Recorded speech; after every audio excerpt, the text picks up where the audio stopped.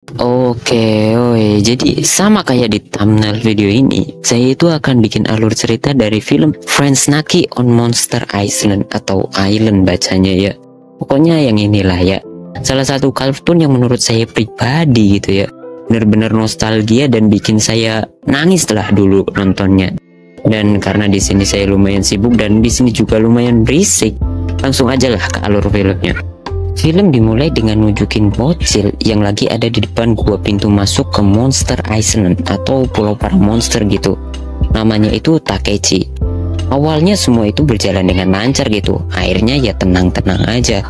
Tapi waktu udah masuk ke dalam gua, tiba-tiba kondisinya itu berubah jadi kacau gitu. Penuh rintangan. Tapi walaupun gitu juga, Takechi itu tetap berusaha dan akhirnya dia itu ya sampai di pulaunya. Waktu baru turun dari perahunya, dia itu dibuat kaget. Soalnya adiknya itu malah ikut naik ke perahunya dan kebawa sampai ke pulau monster ini. Gara-gara ini Takechi itu langsung ngebacotin adiknya sampai adiknya itu nangis. Oh ya, nama adiknya itu Kotake. Ngelihat itu, Takeshi itu langsung nutup mulut adiknya dan nenangin dia. Karena udah terlanjur ya, akhirnya dia ngajakin adiknya itu buat masuk ke dalam pulau. Di sini dia itu mau nyari jamur langka buat dijual. Terus duitnya itu dipakai buat ngobatin penyakit ibu mereka. Waktu lagi manen jamur, tiba-tiba muncul dua monster merah sama biru. Yang merah itu namanya Naki, terus yang biru itu namanya Gunjo. Melihat itu Takeshi itu langsung lari buat nyelamatin diri. Naki sama Gunjo juga langsung ngejar Takeshi sama adiknya. Di sini ternyata Naki sama Gunjo itu punya kekuatan gitu, dan ini membuat mereka itu dengan easy-nya bisa ngejar Takeshi sama adiknya. Akhirnya Takeshi itu berhasil naik ke perahunya, tapi waktu udah berlayar, ternyata adiknya itu malah ketinggalan di pulau itu. Tiba-tiba Naki itu loncat dan boom, dia itu berhasil ngancurin perahu yang dinaikin sama Takeshi. Untungnya Takeshi itu berhasil selamat dan berenang ke dalam lautan. Awalnya di sini Naki sama Gunjo itu senang soalnya udah berhasil ngusir manusia durjana dari pulau mereka.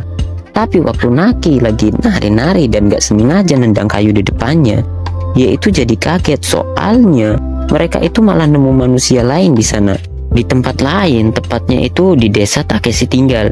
Di sini ternyata ibu Takeshi itu lagi nyariin anak-anaknya. Soalnya di sana itu udah sore, tapi anak-anaknya itu belum pada pulang juga. Dan di desa itu kan biasa pamali katanya. Tiba-tiba warga desa itu ngarak Takeshi pulang dan ngasih tahu kalau Takeshi itu udah ngelanggar pantangan desa. Dia itu masuk ke pulau monster bareng sama adiknya. Di sini Takeshi itu langsung minta maaf ke ibunya soalnya udah masuk ke pulau monster buat nyari jamur. Dia juga ngasih tahu kalau Kotake itu malah ketinggalan di sana. Ngedenger itu ibunya itu langsung lari buat nyelamatin anaknya. Untungnya warga desa itu berhasil nangkep dan nahan dia gitu. Tiba-tiba sesepuh desa itu muncul dan dengan sok taunya dia ngomong kalau dia itu ngerasain aura-aura kemarahan dari pulau monster gitu. Habis itu dia nyeritain legenda dari buku sejarahnya, di mana dulu nenek moyang mereka itu berhasil ngusir para monster dari pulau ini. Dia khawatir kalau peperangan di antara manusia dan para monster itu terjadi lagi. Maka dari itu dia ngomong kalau satu-satunya cara buat nenangin para monster itu dengan ngelakuin upacara penenangan. Di pulau para monster ternyata nggak kayak yang diomongin sama sesepuh desa manusia tadi. Di sini ternyata para monster itu juga lagi khawatir. Soalnya masa peperangan dengan manusia itu harusnya udah berakhir 200 tahun yang lalu. Kekuatan tempur mereka juga udah menurun. Ditambah lagi jumlah mereka itu cuma sedikit. Dan kalau mereka diserang sama manusia, udah dipastikan ya tamat riwayat mereka. Di sini tetua monster itu ngomong kalau misalkan manusia nyerang mereka dan ngancurin pulau ini, mereka nggak akan punya tempat perlindungan lagi. Naki yang ngedenger itu langsung ngambil Kotake.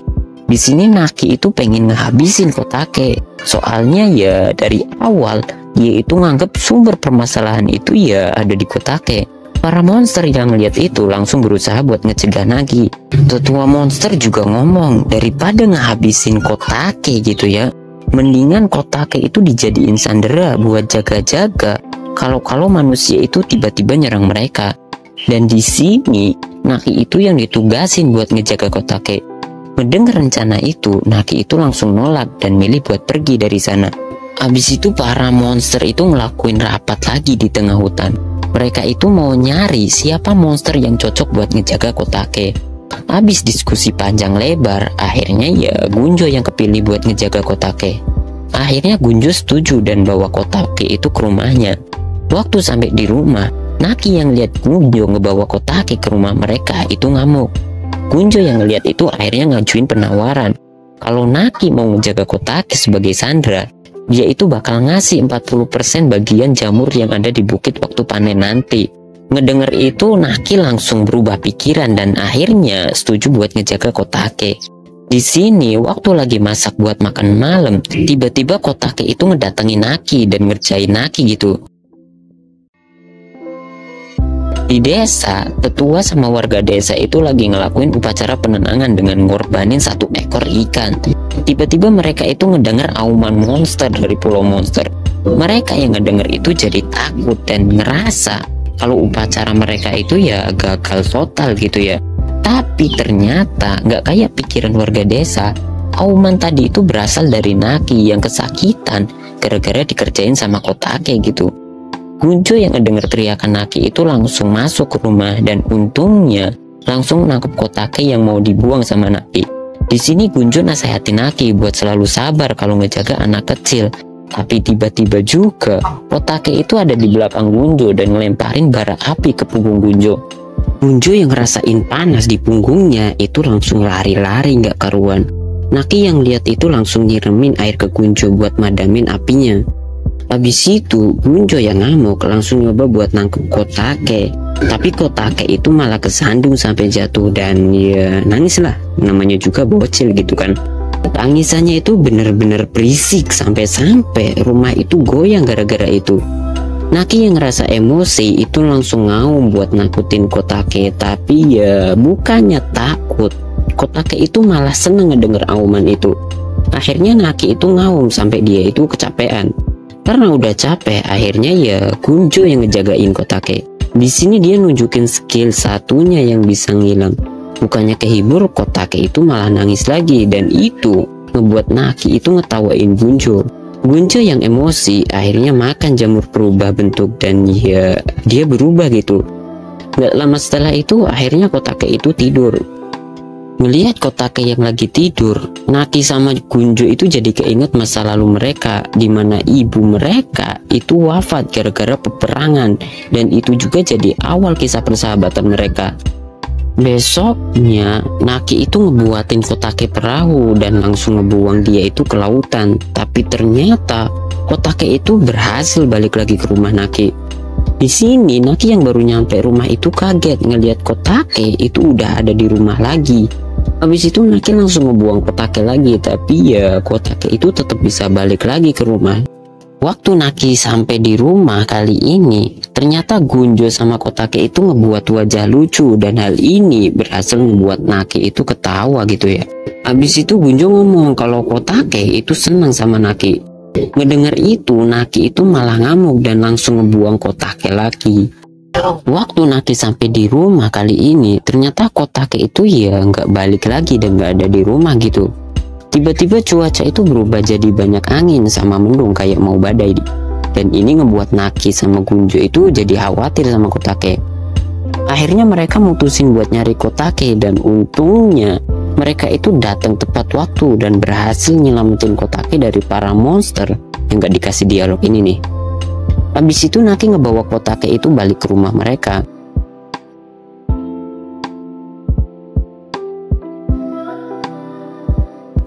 Malamnya mereka itu makan bareng-bareng. Waktu lagi makan, tiba-tiba Gunjo itu nggoda Naki make jamur tudung malaikat. Tapi waktu rebutan, tiba-tiba jamur itu malah jatuh dan dimakan sama Kotake. Kotake yang makan jamur itu malah jadi ngefly gitu karena ngerasain kenikmatan jamur ini. Besoknya mereka itu pergi ke bukit buat nyari jamur tudung malaikat. Di bukit Kotake itu malah makan jamur yang punya efek itu ngebuat dia itu bisa terbang kayak balon. Ngelihat itu Naki itu langsung megangin Kotake. Waktu udah nyampe di bawah, ternyata Kotake itu berhasil ngedapetin jamur tudung malaikat. Melihat itu Naki langsung berusaha ngerebut jamur itu, tapi ternyata Kotake itu malah ngasih jamur itu secara cuma-cuma gitu. Malamnya Kotake itu malah kena demam tinggi. Di sini Kotake itu terus-terusan manggil nama ibunya. Gunjo yang ngedenger itu malah jadi inget sama ibunya. Gunjo tiba-tiba ngomong kalau jauh di selatan sana katanya ada monster kayak mereka. Naki yang ngedenger itu jadi ngamuk dan ngomong kenapa Gunjo itu nggak nyusul ke sana. Soalnya ada kemungkinan kalau di sana itu ada ibunya dia. Besok paginya mereka itu ngerasa seneng soalnya demam Kotake itu udah turun. Habis itu mereka ngabisin waktu dengan seneng-seneng bareng gitu sampai malam ya.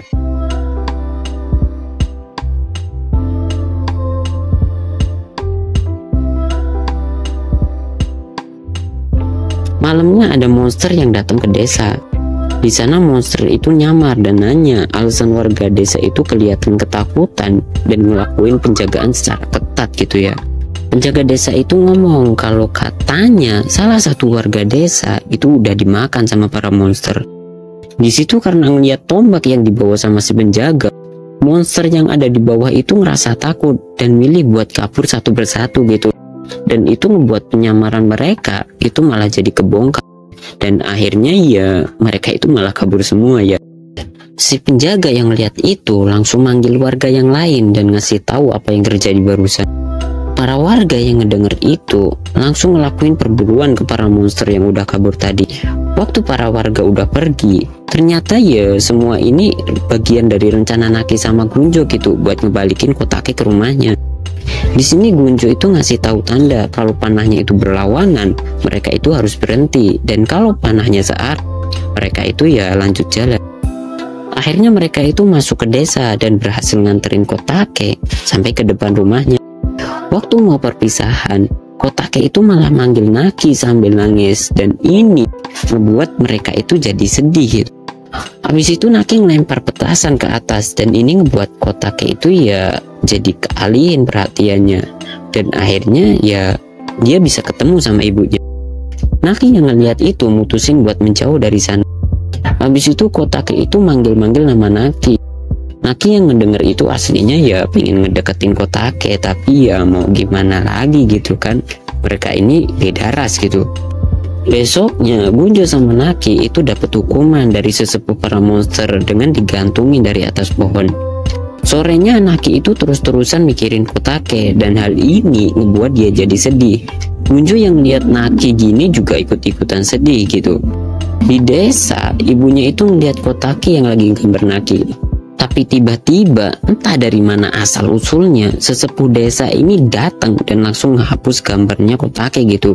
Di pulau Naki itu lagi ada di bukit buat nyari jamur malaikat gitu. Tiba-tiba Gunjo itu datang dan nasihatin Naki buat jangan pergi ke desa buat nemuin Kotake gitu. Naki yang ngedenger itu malah ngamuk dan ngomong kalau Gunjo itu pengecut yang gak berani nemuin ibunya. Gunjo yang ngedenger itu juga ikut ngamuk dan ngomong kalau alasan dia gak bisa pergi itu juga gara-gara Naki. Naki itu nggak bisa ditinggal sendirian. Gunjo juga ngomong kalau para monster yang ada di pulau ini itu juga ngebenci Naki. Naki yang ngedenger itu jadi tambah ngamuk dan ini ngebuat mereka itu ya hampir gelut gitu. Untungnya Gunjo yang masih bisa mikir mutusin buat ngalah. Habis itu Naki pergi dari situ dan mutusin buat pergi ke desa dan ngasih jamur tudung malaikat ke Kotake. Di desa ternyata sesepuh desa itu nyewa orang-orang yang katanya kuat gitu ya dan bisa ngalahin para monster.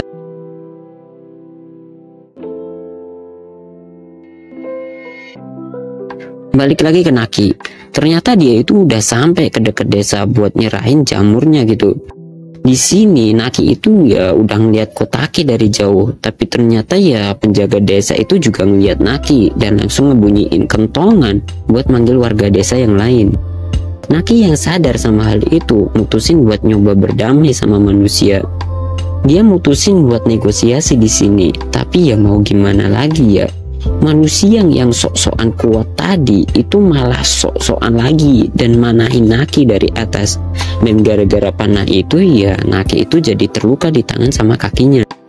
Naki yang udah terluka ya mutusin buat kabur dari sana, tapi karena udah terluka, dia jadi nggak bisa pakai kekuatannya di sini. Di sini ternyata warga desa itu ngejar Naki sampai ke pantai. Di saat penting gini, untungnya Gunjo itu ternyata datang dan berhasil nyembunyiin Naki pakai kekuatannya. Abis itu Gunjo ngebawa Naki itu ke gua yang ada di sana. Di situ dia langsung ngobatin Naki dan nyoba buat ngehibur Naki pakai kekonyolannya. Habis itu Naki yang udah ngerasa mendingan itu ngomong kalau dia itu udah mutusin buat nyerah untuk nemuin Kotake. Gunjo yang ngedenger itu malah jadi keinget Kotake dan dia mutusin buat ngeliat matahari terbit di luar. Habis itu Naki juga ikut keluar buat nemuin Gunjo. Ternyata Gunjo yang udah nimbun dendam dari dulu ditambah lagi ya dengan lihat Naki yang terluka gara-gara manusia, itu jadi nggak bisa nahan emosinya lagi dan mutusin buat makan jamur perubahan dan ngebales semua tindakan yang udah dilakuin sama manusia selama ini. Abis makan jamur itu, Gunjo jadi berubah jadi makhluk raksasa dan langsung OTW ke desa manusia. Waktu udah sampai di desa, Gunjo itu ternyata bener-bener ngamuk dan langsung ngancurin apa yang ada di depan dia. Orang yang sok kuat tadi itu awalnya masih sok-sokan, tapi waktu ditinggal kedip sebentar, ternyata mereka itu malah kabur gitu dan ngebuat warga desa itu jadi ketakutan. Akhirnya mereka itu milih buat kabur sampai ke tempat upacara penenangan. Gunjo yang udah dendam sama manusia itu ngejar mereka sampai ke sana. Waktu mau nyerang, tiba-tiba Naki itu datang dan berusaha buat tenangin Gunjo. Gunjo yang udah terlalu lama sabar itu jadi nggak bisa nahan emosinya dan malah jadi nyerang Naki gitu karena dianggap mengganggu Jaya. Tiba-tiba Kotake itu datang dan ikut berusaha buat nenangin Gunjo. Gunjo yang udah terlanjur ngamuk itu nggak bisa nahan emosinya dan langsung nampol Kotake ya. Untungnya Naki itu berhasil ngelindungin Kotake pakai tubuhnya. Naki yang gak terima sama kelakuan Gunjo itu langsung ngebales serangan Gunjo. Tapi ya karena kalah power ya akhirnya Naki itu tetap kalah dan ya dia itu jatuh ke bawah tebing. Abis itu Gunjo langsung maju buat nyerang manusia yang ada di depannya. Tapi ternyata Naki itu berhasil selamat dan langsung megangin kaki Gunjo sambil terus-terusan ngebacot buat nyadarin Gunjo. Tapi ya mau gimana lagi gitu kan. Orang sabar yang udah terlanjur emosi, udah terlanjur ngamuk itu ya memang susah buat ditenangin. Di sini walaupun udah dihajar habis-habisan, Naki itu tetap berusaha bangkit dan ngelindungin manusia. Akhirnya efek jamur perubahan itu mulai hilang dan membuat Gunjo itu berubah lagi kayak semula. Naki yang ngeliat itu langsung mukul Gunjo dan nyuruh Gunjo itu buat pergi dari sana.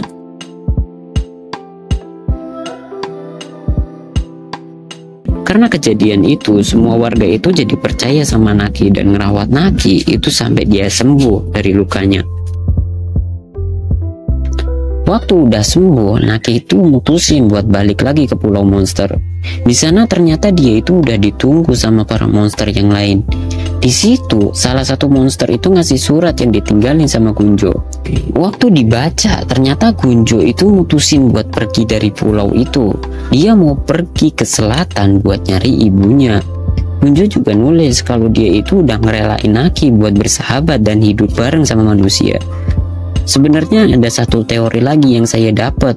Alasan utama Gunjo pergi itu ternyata supaya Naki itu tetap bisa hidup berdampingan sama manusia.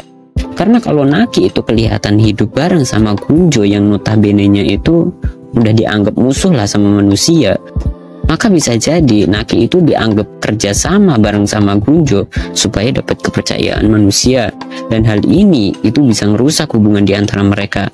Dan ini jadi alasan utama kenapa Gunjo itu milih buat pergi. Tapi ya ini cuma teori ya. Dan saya lupa dapetnya di mana. Oke lanjut. Habis baca surat itu, Naki itu langsung berusaha buat ngejar Gunjo dengan pergi ke arah selatan pulau. Tapi ya saat dia sampai di sana, yang dia temuin itu cuma tanda ini nih. Tanda yang membuat saya pribadi itu dulu nangis ya liatnya. Salah satu tanda yang paling ikonik ya, yang melambangkan kesedihan bagi saya pribadi. Tanda yang nyuruh Naki itu buat berhenti aja buat ngejar Gunjo, dan nyuruh Naki itu buat nikmatin hidupnya yang sekarang. Hidup dengan berdampingan bareng sama manusia.